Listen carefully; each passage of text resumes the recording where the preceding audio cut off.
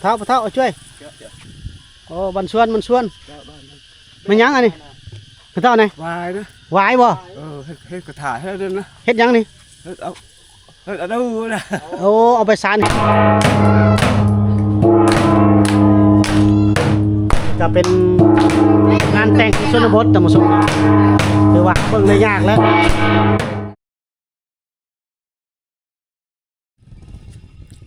สบายดีทานผู้ชมทางภายในและต่างประเทศเด้อพอๆกับบจอยเส้นเก่าเส้นเคยพอๆกันอีพีนี้พาท่านผู้ชมมาชมวิถีชีวิตเนาะของชาวลาวเฮาท่านผู้ชมเนาะเขต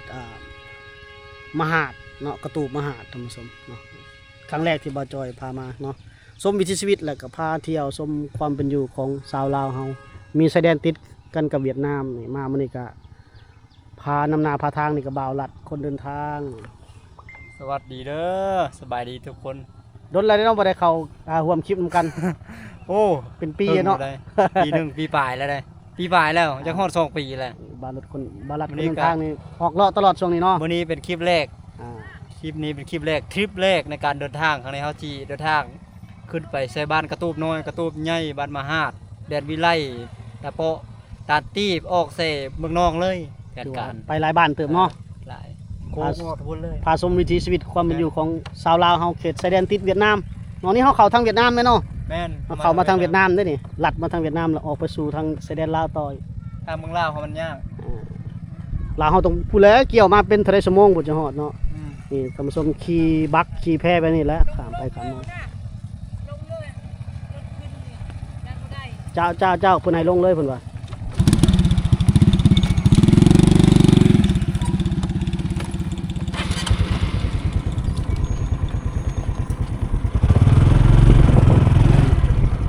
ทรายเลย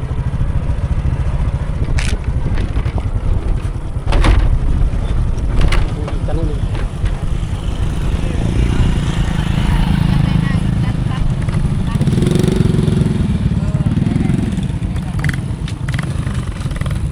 แกงกล้วยแกงมักปีท่านผู้ชม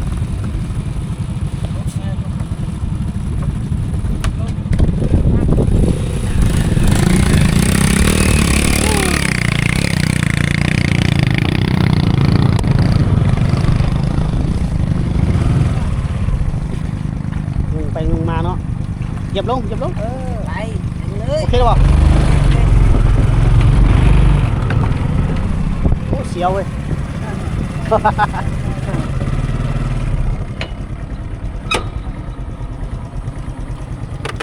ได้รถเนาะลงเลยเนาะได้เป็นยังเอา2 ก้อนกินประหยัดเลยเอากินเถอะกันจับรถไปพร้อมเนื้อยานเนี่ยซื้อซาลาเปาน้ำเพิ่นก่อน2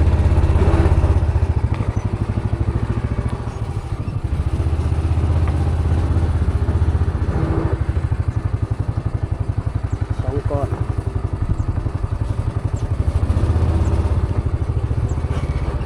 ก้อน10,000 ดงบ่เงินกีบเด้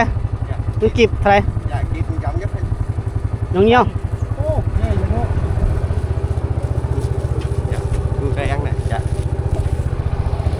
คนละก้อนเฮ้ยthank you ซาลาเปาง่ายเนาะซาลาเปาเวียดนามนี่ กินทีเดียวอิ่มเลยเบิ่งลองชิมเบิ่งเอาชิมลองเบิ่งใช่เป็นนี่นะแซ่บเนาะคือสิแซ่บใส่ไข่ลูกเนาะ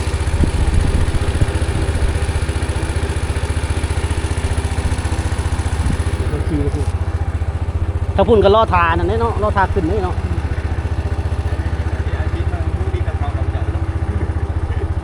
กำลังแกะกล้วยล่อทามาแล้ว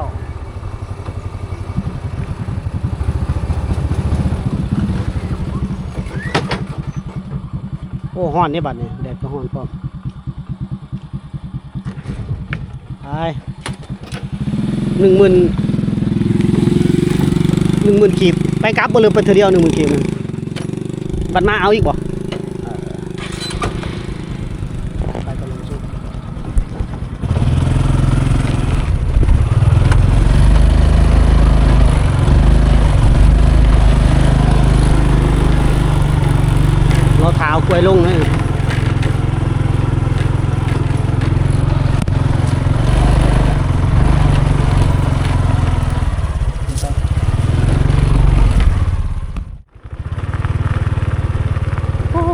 ชนบทชายแดนติดเวียดนามมีแต่ผู้ได้ธรรมชนมีแต่ผู้มีแต่ผาเฮือนเขาเจ้างามได้เขตนี่มีแต่เฮือนซ่านหนาแหน่นเนาะผู้แต่ว่าเส้นทางนี่โอ้ยังลำบากฝั่งนี้ก็มีสุสาน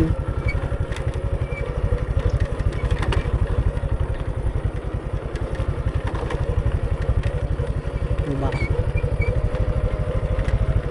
แถวผู้แถวพานี่ก็มีแต่กล้วยท่านผู้ชม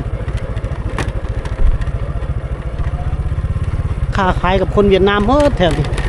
ใส่เงินดองสกุลเงินดองเป็นหลักเลยล่ะเท่าช่วย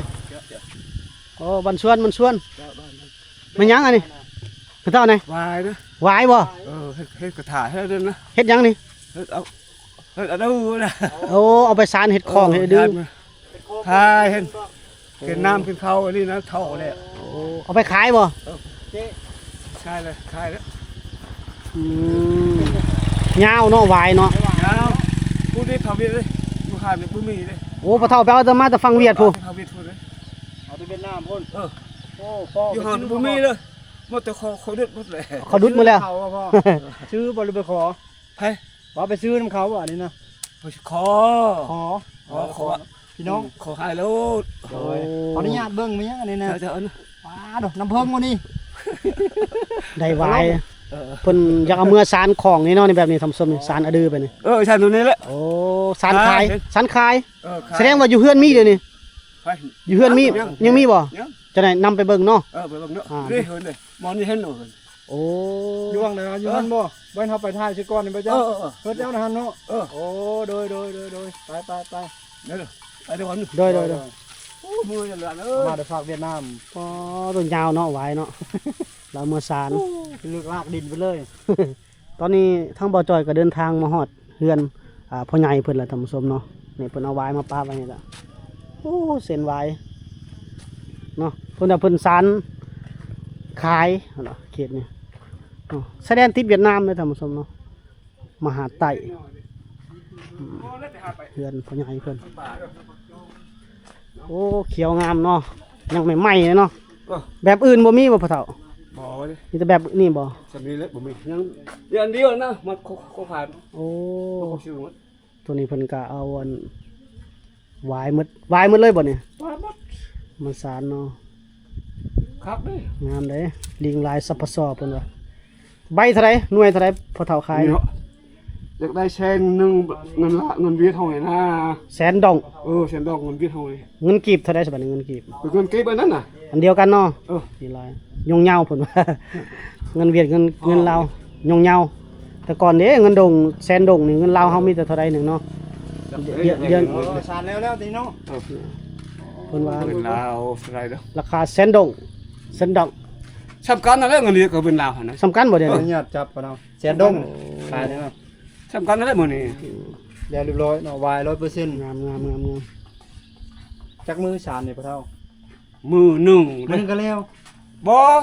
อันนี้ต่างหากอีกนี่ ต่างหากนี่ตัวนี้เฮ็ดต่างหาก ต่างหาก ตัวมือหนึงตัวใด เป็น มือห ช่อง นึง มือเป็นช่องมือเลย ทั้งหมด2มือ เออ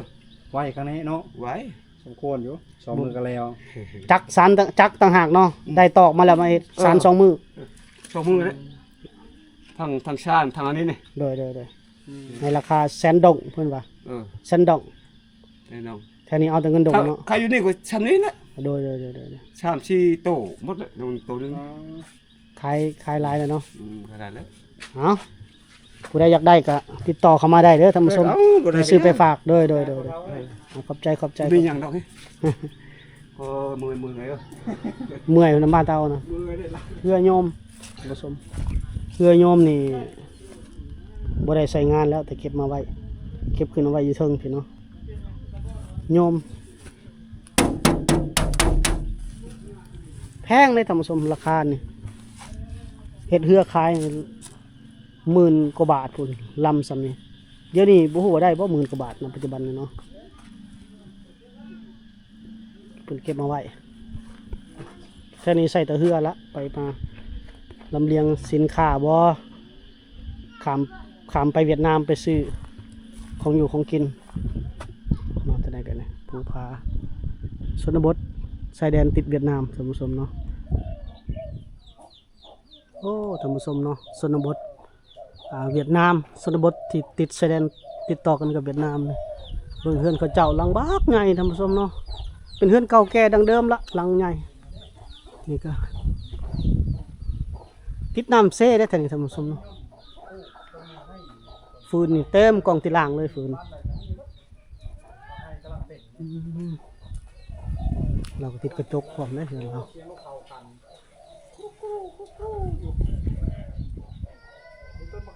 เป็นหลังใหญ่หลังโตเนาะ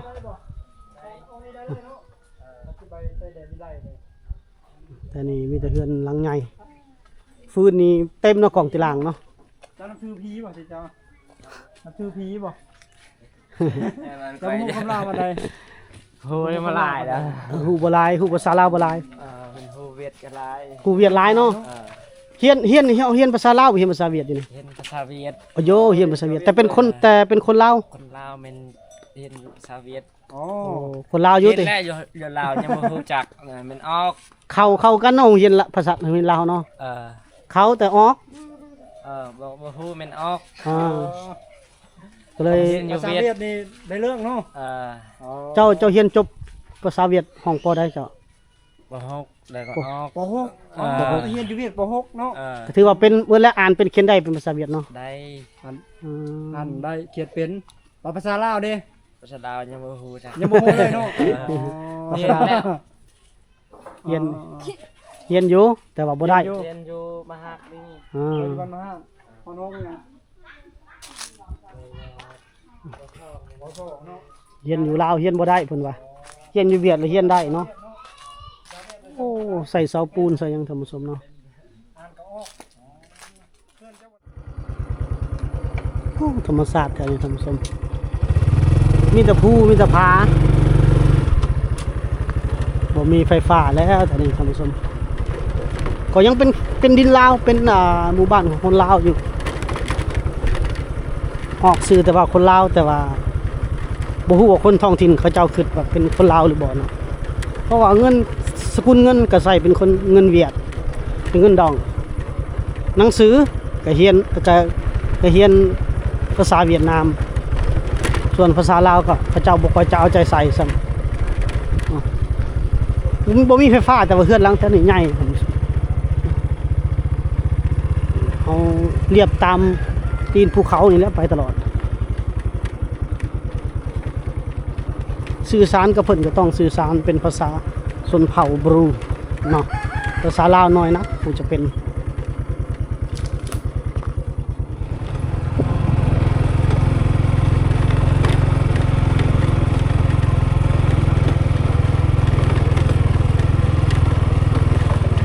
โอ้เฮ็ดงานอย่างเด้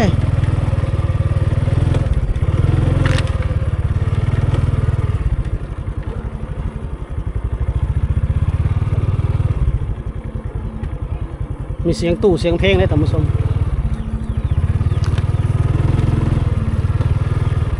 เดี๋ยวจะเข้าไปก่อนมาพ่องานดองท่านผู้ชมระแบงบ่ระแบงบ่ไหนเมื่อมนึมโอ้แล้ว ได้อีกจักมีเลย Này, vì này thì cũng rác này được. Ai cả cái sang tí xíu quan. น้าวนี่ยากนะ งานดอง สาวชื่อแห้งไม่ตัวสาวได้ชื่อสาวแห้ง ผู้สาวเป็นผู้สาว โอ้เล่น มากินข้าวกัน โดยมันชวน อันนี้ก็มีลาน้องที่ว่านะไอ้น้องกันที่ว่าเนาะ มากิ กินข้าวกัน ปัจจุบันผม จ้าสบายดีเชิญ เอาขึ้นเลย โดยแล้วบ่ดองนี่ม่อมนึม ยังเลยถ้านั่นนี่อายจะหน่อยเขาตีนั่นเลยแหละอายขึ้นนั่นเลย หมดเพลงหัน หมดเลย เพลงตีกลองเอาติดลิขสิทธิ์เลย อายจะหน่อยเขา น้อง โดย ก็เป็นอันนั้นก็อันนั้นดาอันนี้ก็กองร้อน ใช้กองร้อน เนี่ยอันนั้นเด้ คนนี้กองรอคนนี้ นี่นะเป็นอะไรใครเห็นเนี่ยอันนั้นเด้เป็นหน่วยเด้หน่วยเป็นในบ้านเด้ เป็นหน่วยเลยเนาะ เป็นหน่วยเลย เ บินในบ้านอยู่เข้าไหนได้เนี่ยในบ้านนี่ก็อันนั้นเนี่ยเข้าทางพุ่นคนก่อนเนี่ย กองร้อนมานี่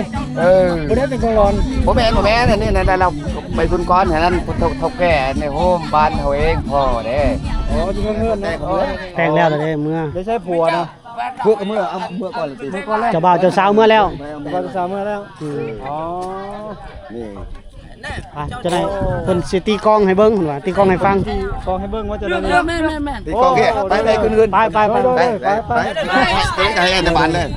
ตีกองก่อนไป โดยโอ้นี่เฮือนดอง ผู้สาวพี่น้องเอ้ยนี่เบิ่งผู้สาวบ่จอยเอ้ยโอ้สาวบ้านใดได้นี่นะ ผู้สาวกระมูล บุยอยู่บ่บุยเชิงอยู่บ่ ผู้สาวทางเวียดนามเฮาเด้เนาะบลูเวียดนาม Đây cái cho tao tao thở thì sao? มีแต่คนงามอย่าปิดขอหน้าตาน่ะโอ้อันนี้มองเพิ่นนั่งเด้ท่านผู้ชมนี่โอ้ตอนนั้นเฮามาบ่ทันตอนแขกเพิ่นนั่งมองเฮ็ดอยู่เฮ็ดกินที่เราเฮือนดองก็อยู่โดย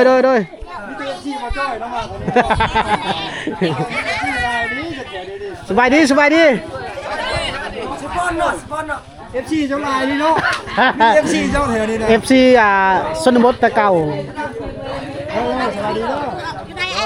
ะ โอ้ยจะปิดหน้าปิดตาซ้ำย่านไปซังเนาะเบิ่งป้ายรถแถวนี้ท่านผู้ชมใส่แต่รถป้ายเวียดนามหมดนำเข้าทั้งหมดอันนี้ถ้าเฮาขึ้นมาแล้วท่านผู้ชมโอ้นี่ก็ยังข้าวสารนี่เนาะข้าวสารหวานนำนี่ละ เอาอย่างนี้ต้องเกี่ยวเลย โอ้สบายดีเด้อ จ้าโดย สบายดีเด้อคนชวนเด้อสบายดีเด้อเจ้าของเฮือน Bây giờ, anh nhìn mình tâm chưa cần. เจ้าของเฮือนแน่เนาะเจ้าของเฮือนเลย Cháu hưởng đi thì cháu hưởng. Cháu hưởng. โอ้เกิดขี่เนาะ มีเราให้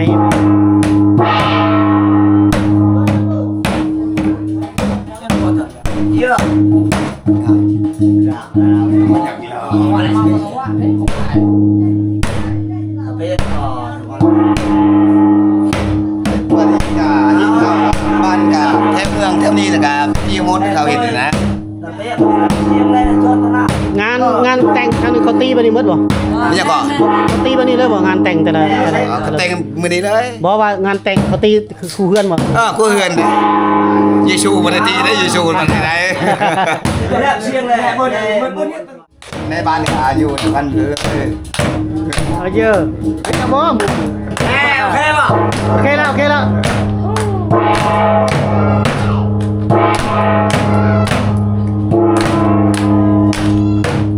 จะเป็นงานแต่งที่ชนบทธรรมสมหรือว่าเพิ่งได้ยากแล้ว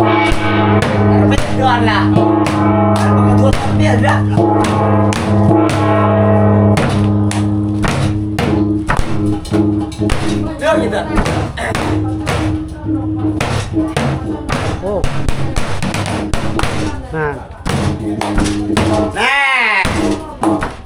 โอ้เริ่มม่วนแล้วได้ทุกอย่างในบ้านก็ขึ้นมาตบมือนะได้ในบ้าน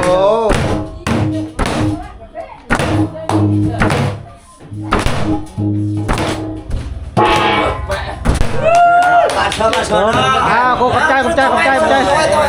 Một tuần này đi bà đó. Một thì này đây. ทำขนาดบ้านเพิ่นทำคือเพิ่นทำของนึง ทางตัวดีเลยคันโมได้ตัวนี้โอ้โหแล้วเลย บ่แล้วฮีดได้เนาะบ่ได้ตัวนี้เนาะมีทั้งเหล้าไห้มีทั้งลาบหมูลาบยังท่านผู้ชมนี่ ไปพวกซาฮอนละว่า ละว่าบ่ ละบ้า ละบ้า ละบ้าแต่ทางนี้บ่ได้โดยทางนี้โอ้ย คือว่าม่วนเนาะเป็นดองในชนบทงานแต่งชนบท Hục Lào, ban Hục Lào. บ้าน6ลาวบ่นี่ Hục Lào. โอ้เอามาอยู่ดีมีแห้งมา Chào đôi. อยู่ดีมีแห้งเด้อ Chào. คำคุณร่ำรวย Cái này. แกไหม ดี๋ยวเราแก้เนาะเอาในบ้านอยู่ดีมีแห้งเด้อในบ้านเด้อ เอาอยู่ดีมีแห้งเด้อทางนั้นเด้อทางนั้น เอาบัดชวนเด้ออยู่ดีมีแห้งเด้อ โดย